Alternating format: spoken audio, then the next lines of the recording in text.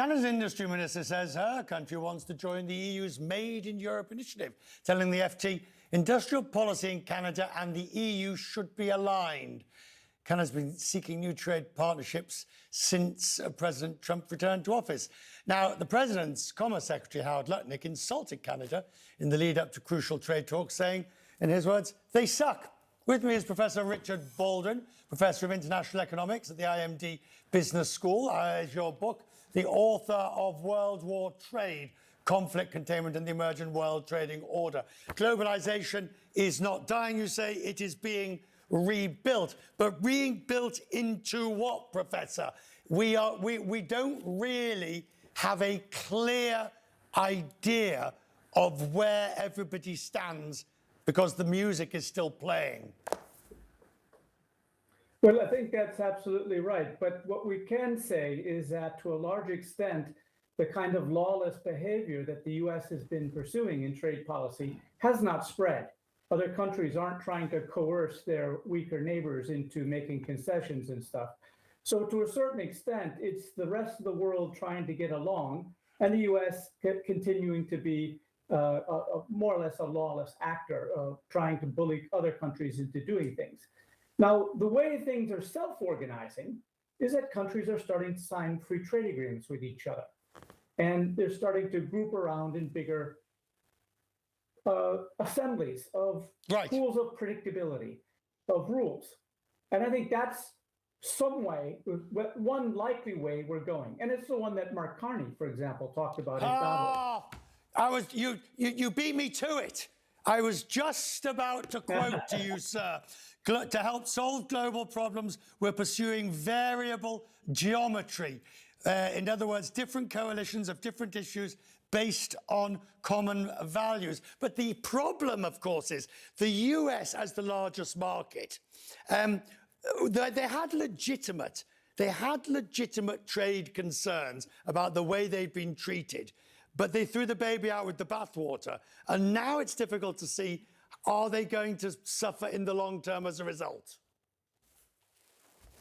Well, I think what you can already see, I mean, this has been going on for more than a year. The US is just becoming a more closed economy. They're importing less, but they're also exporting less. So if you look at the US share of world imports, it's less than 15% and falling. And the same is true of exports. It's even a lower share. So basically, when you start blocking off tariffs of trade with other partners, you become more closed. The rest of the world, however, is not doing that. Last year, 2025, there was a largest export in the world in history. So it's not like the rest of the world is shutting off to trade. It's really just the US. Now, that may or may not suit the US, but it's not a shame for the rest of the world because although, as you pointed out, it's the largest market, it's only about 15% at most. So, but have we reached an equilibrium in terms of tariffs with the US, do you think? Where, yes, there may be the odd little burst from the president, but by and large, we now know where everybody stands, and therefore people can sort of get on with doing business on that basis. I think that's very much correct. I mean, you have to try and think about what President Trump really wants to do. And he has this kind of balancing act that he loves tariffs. He thinks they're the most wonderful thing in the world, but they raise prices for his base. And he has been lowering the tariffs by stealth since the fall. And I think they're at a point where he believes that they're do what he wants them to do without doing too much damage to the affordability crisis. So I think we're pretty much in a stable point. I mean, we can go into the legal basis, which is also kind of stabilized things, but I think politically they're pretty much where he wants them to be. This whole question of tariffs, it's almost as if we were told the world is flat after all.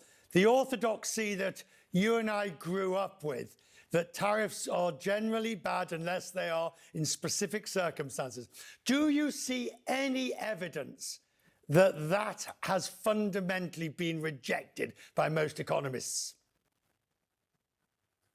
Well, I mean, so the key was that there are certain circumstances when putting taxes on imports makes sense, just like there's certain circumstances when it makes sense to put taxes on one thing or another.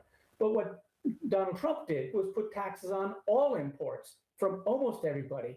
So it wasn't a tool, it was really sort of a bludgeon, and that there are no economists who think that's a good idea. That